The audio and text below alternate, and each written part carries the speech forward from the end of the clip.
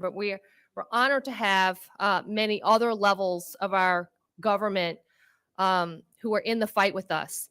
Governor John Bel Edwards, thank you so much for being here. Senator Bill Cassidy, Congressman Steve Scalise, Lieutenant Governor Billy Nungesser, as well as a host of elected and state representatives. And I'm going to say them all, and I hope I don't miss anybody. This list was just put in my hand. So our chairman, Councilman Walker, Councilman Ricky Template, Councilman Edwards, Councilman Bonanno, Councilman Lee, Councilman Van Rankin, and Councilman Impastato. That is your entire governing body in Jefferson Parish, along with many state representatives, Senator Pat Connick, Representative Senator Stephanie Hilferty, Polly Thomas, Representative Joe Marino, Joe Stagney, Kyle Green, Rodney Lyons, Joe Bowie, and John Ilg, as well as Gretna Mayor Belinda Constant and Chief Arthur Lawson. And again, I apologize if I left anybody else. This was just put in my hands, and you are going to be addressed by many speakers today. I just got off of a helicopter ride with Congressman Scalise. I haven't been able to catch my breath from that. We just walked in, but my focus has been on Jefferson Parish since before the storm, and I guess it's my own naivety. We've just been so focused on Jefferson Parish. I feel foolish to say it. I had no idea how devastating this storm was to such an incredible amount of communities. I guess I've been so isolated here in my parish that the destruction at the complete area. We were with Parish President of Archie Chasson. He is driving, on a helicopter. I'm looking at my parish. He's looking at his parish, and I think we were both heartbroken, looking at the utter devastation. We flew over Grand Isle. We flew over Lafitte. It's like you take a little house, you crumple it up from the helicopter. It looks like matchsticks, like a little pile of matchsticks that you're flying over. For some reason, the cows made it. I'll have to look at that. We have to research. They're grazing in the grass. All the cows made it. So that is definitely on my list to look into. So we were honored to have a great meeting. The governor provided all the state agencies to give us a briefing here in Jefferson Parish on all the things that they're doing. So everybody is working so very hard to put our community back together. We're happy to have received pods today. They're out, so those distributions took place. I wasn't able to get there today, but I know they were giving out food and water and MREs. And again, if you cannot take care of yourself, you go to PARD or you call 349-5360. Again, right now, we're a broken community right now. Today, we're a broken community. It won't always be that way. We don't have electricity. We don't have communication. We don't have gas. Our water and sewer systems are very fragile. So as of today, if you cannot sustain yourself, if you can't take care of yourself, government can help you, but it just can't be within this parish at this moment. Again, that won't always be that way. And then in the next few days, we'll receive a lot of additional resources here. So please go to PARD. You will be taken to a shelter in Alexandria, and you will be comfortable. You will have air conditioning, you will have food, you will have water, and you will have the depth of medical services that you need. That is also a very vulnerable system here. So please, my plea to everyone, again, is you can't come back if you're away. I know you want to see your home. I took a lot of footage of Grand Isle. I'm going to get with our public information office to post the video that we have. So maybe you can see an aerial view of your home. So you'll see something. But it's not the time to come back. I promise you, everybody standing with me today here is doing everything they can to make our recovery as quick as possible. But we have to be patient. Today, you still cannot come home. So again, we were able to express our needs to the governor. I know the need today. This will expand as the days go. But today, fuel is our big need. I was called by Second Harvest, who can do a great job, but their employees need fuel. I need hospital workers to be able to get to work.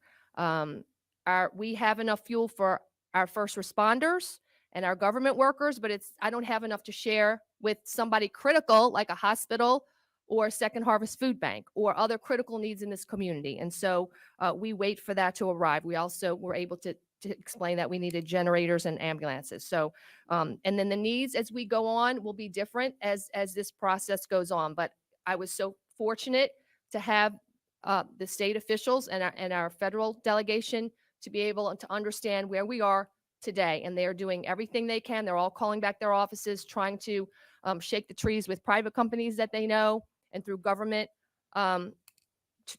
departments to get us the assistance. So with that, we're very honored. I know everybody's tired. I know everybody's exhausted, heartbroken. You're away from your families. You're away from your house. But I want you to look around the room and see these people. This is our home that we're fighting for. This is our community that we're fighting to put back together. And I promise you, their resilience and their determination will do well by you. But just please be patient and give us time. The battle is very big for us to fight, but we will fight and we will prevail. Thank you. Governor Edwards. Madam President, thank you very much. And I want to thank Senator Cassidy and Congressman Scalise and all the people who are here today behind me. And really, more than any of us, all the first responders here in Jefferson Parish and across the state of Louisiana who have been working so hard and so well. I do want to announce that I've been informed that the president has accepted my invitation. He will be coming to Louisiana on Friday. I don't know exactly what time or what his itinerary is, but I do appreciate the fact that he's going to come because there's nothing quite like visiting in person.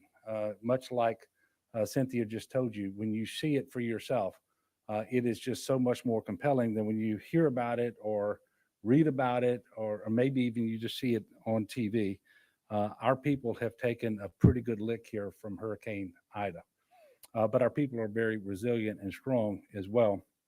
Having said that, we need all the help that we can get from the federal government, from the nonprofit sector, from the faith community, and certainly from us at the state level and working with our local partners as well. We were able to fly over Grand Isle and Jean Lafitte and much of South Louisiana yesterday. On the way over here today, we flew over a different part of Jefferson Parish. There's significant damage everywhere. We've got a lot of work to do. I do want to start with a couple of pieces of positive news. One of which is, and I am very careful about what I say, but there are certain ways in which we've been very blessed. As I stand before you today, there are 2 confirmed fatalities. And when you think about the sheer magnitude of utter devastation, the fact that that's where we are is miraculous. Now, it's our job to make sure that we don't lose more people unnecessarily because of carbon monoxide poisoning and accidents and so forth, and heat exhaustion. Also, we're blessed because our levees held up. They performed the way that they were supposed to. And that was the Hurricane Risk Reduction System here in the Jefferson and Orleans area, but also other federal and non-federal levees all across Southeast Louisiana. That death total would have been much, much higher had that not happened. We've also got a little good news in that the president signed a major federal disaster declaration that I requested. And that means for the first 30 days after landfall, the federal government's cost share will be 100% for Category A, which is debris removal, and Category B, which is emergency protective measures. He also approved individual assistance and public assistance. Now, the public assistance is at 75%. But everybody out there who is a Hurricane Ida survivor needs to apply to FEMA for individual assistance. It doesn't happen automatically. You can apply online at disasterassistance.gov, or you can call 1-800-621-3362. I can tell you that in the last day and a half, they've set records for how many people have applied so quickly. And quite frankly, they've gotten tens of millions of dollars out the door to those families as well. So it's very important that people apply. A little more good news is that there were some areas that actually started to have power restored today, principally in New Orleans with the feed that came in from New Orleans East. Critically important to show some progress there, and I believe that's going to continue to build over the coming days. And it's going to be wonderful when everybody gets their lights back on. We are asking people to try to be patient and understanding, because anytime you have a storm that is this devastating, it will take some time to get all of that infrastructure back up and working. But I believe we're going to see steady progress from this point forward.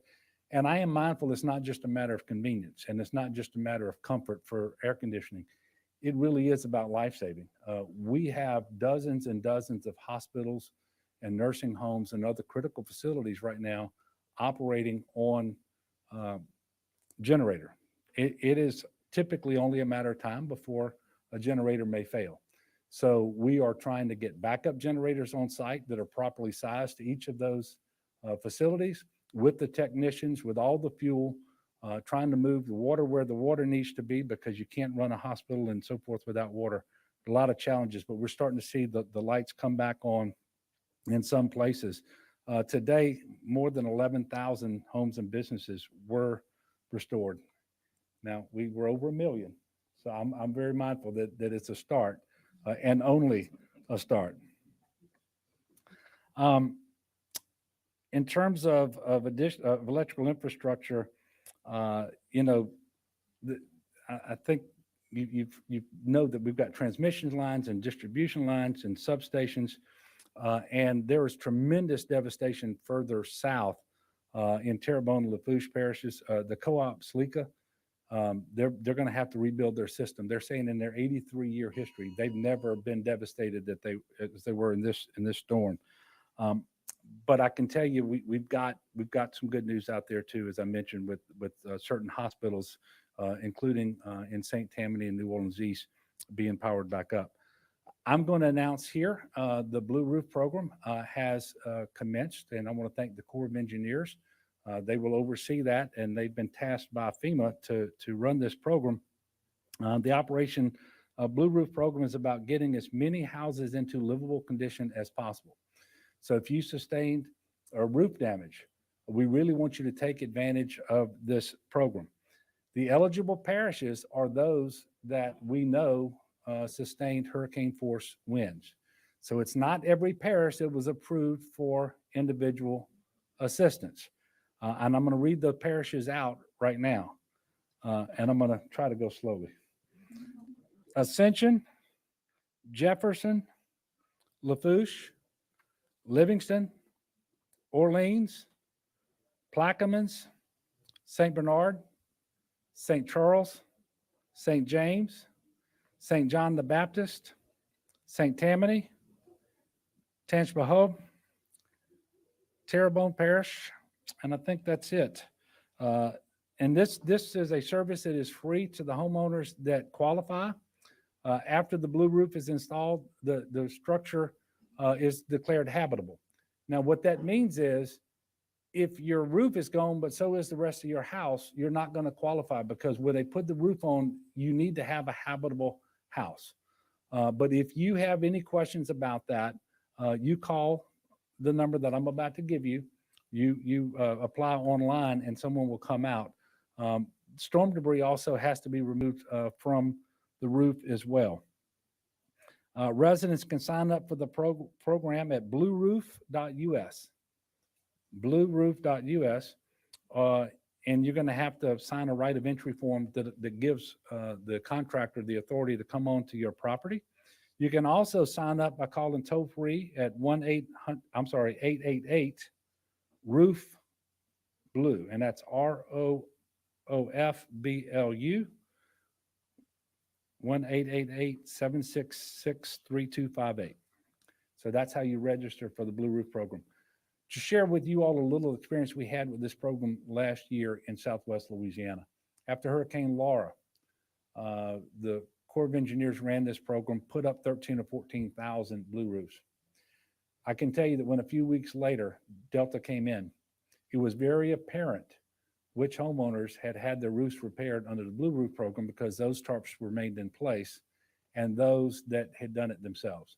So I'm encouraging homeowners out there to take advantage of this program. We have seen the difference it can make, and we still have a lot of hurricane season left to go. As of this morning, there were 2,591 people being sheltered in 31 shelters across the state. If you are looking for a shelter, if you have any questions, please text LA Shelter to 898-211 or dial 211. There will be some people who are trying to ride it out, and you're going to find that your home is not functioning well.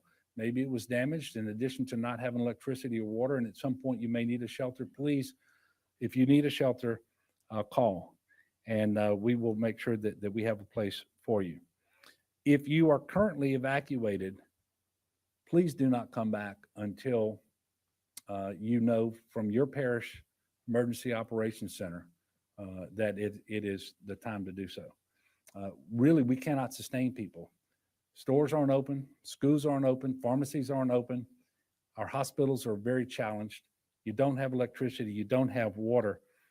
So if you come back, a lot of bad things can happen. So please be patient as best you can. I do want to announce that Louisiana has received a hot food waiver from the USDA to allow SNAP recipients to use benefits to purchase hot or prepare foods. That will run through September the 28th. It's only available at retail locations that normally accept the SNAP EBT cards. So you can't go to a restaurant, but if there's a store out there that actually happens to have hot food and they take normally the SNAP cards, the EBT cards, you can use it. If you've got if you want DSNAP updates, you can text DSNAP to 898-211.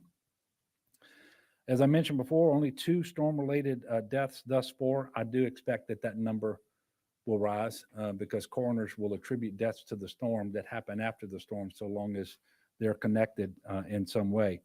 There are currently 212 water outages that are impacting more than 600,000 people. This is what the president was talking about. That there are also 95 boil advisories that impact over 400,000 people in Louisiana. Generator safety, please keep your generators 20 feet away from your homes in a well-ventilated area, not in your home, not in a crawl space, not in a garage, not under a window or a vent. And please cool them off for 20 minutes before you refuel them. I can tell you that the Department of Transportation has used their buses to transport more than 1,200 people throughout the event, and they're going to stay on place. They've got more than 200 buses and paratransit vehicles.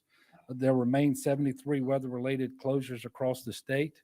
So the point here is, while the interstates are open and the major U.S. highways are open, once you get off of those, there are a lot of road closures. Please go to 511la.org before you leave your house to make sure you can get where you're going. Bridge inspections have begun, but understand that there are more than 1,500 bridges just in the North Shore and New Orleans, greater New Orleans areas. They all have to be inspected. The CPRA is conducting dewatering operations in Lafourche, Plaquemines, St. Bernard, St. Charles. They're starting in Jefferson. I think the Corps of Engineers, General Spellman went down today with Chip Klein of the CPRA looking to start dewatering efforts in the Jean Lafitte area, but it's also happening in St. John the Baptist. And if you've seen Laplace, you can just see it from the interstate. You know that the water is a real problem there. They are still doing inspections, the CPRA, on the hurricane risk reduction system and all the other levees to make sure that any damage gets repaired, because we are still in hurricane season. I want you to know the entirety of the Louisiana National Guard is activated, 5,659 guardsmen in support of current operations. They actually conducted 17 points of distribution. So this is a distribution of commodities, things like water and tarps and MREs. They did those in Lafourche and Tangipahoa and St. James, Orleans, St. John, St. Charles, Plaquemines, and here in Jefferson Parish today. And there will be more pods open tomorrow than today. All total, and these are just the state agencies, and this is a very small number of the total who've been rescued. But state agencies have rescued a total of 636 people and 73 pets. I want you to know we have 21 search and rescue teams from about 17 different states on hand in Louisiana right now. And I thank all the governors of those other states, because it's not just those rescue teams, it's National Guardsmen We have state troopers coming in from other states to assist in law enforcement. We have sheriff's deputies coming in from other states. And the truth is, just like we all work so hard together here, that happens all across the country as well. So we appreciate that. To talk about something that is obviously difficult at a time like this, it further complicates all of our efforts. We did start reporting our COVID numbers again today. And since the last time they were reported 4 days ago, there have been 12,380 new cases. And with many, many testing sites down, we know that the number is much higher than that. Over the last 4 days, 223 additional people have died. That brings us to 12,582. There are 2,447 hospitalized across the state, and 446 of those are on ventilators. And I want you to think about that, because many of them are in this region operating on generator power. Now, I'm very thankful that there's 2,447 today, because there were well over 3,000 just a couple of weeks ago. I will tell you, the mask mandate worked, because the percent positivity started going down 2 weeks after we reimposed it, and so did our cases, and so did our hospitalizations. Not our deaths yet, because those are always a lagging indicator. It's a very difficult time. Did sign a new public health emergency order today that will extend the mask mandate till September the 29th. State offices will be closed in a number of parishes. And I hate to say this, but they've asked me to give those out. And these parishes are going to be closed through the remainder of the week, right? All right, so it will be Tuesday after Labor Day when some of these will go back to work. But they are Ascension, Assumption, East Baton Rouge, East Feliciana, Iberville, Jefferson, Lafourche, Livingston, Orleans, Plaquemines, St. Bernard, St. Charles, St. Helena, St. James, St. John the Baptist, St. Tammany, Tangipahoa, Terrebonne, Washington, and West Feliciana. Finally, and then I'm going to ask Senator Cassidy and then Congressman Scalise to come up. The fuel problem is very significant. We understand the challenges associated with that. It's impacting all of our recovery efforts. We have had as many as 8 refineries down. That was as of yesterday. I think 1 or 2 of those may have come back up, but it is a significant problem because the fuel just isn't available to us the way we would want it to be. We are working with our federal partners, with the business community, with Louisiana Mid-Continent Oil and Gas Association, you name it, to try to identify bulk fuel that can be brought in. We did have a little win today. We got a waiver approved upon our request by the IRS. So we're going to be able to use off-road or the red dye diesel in the parishes of Southeast Louisiana only for 15 days. And we're looking to try to make that available. But that, again, that's only diesel. So I'm gonna yield the podium now to Senator Cassidy, and then there'll be some questions at the end of the press conference. Thank you.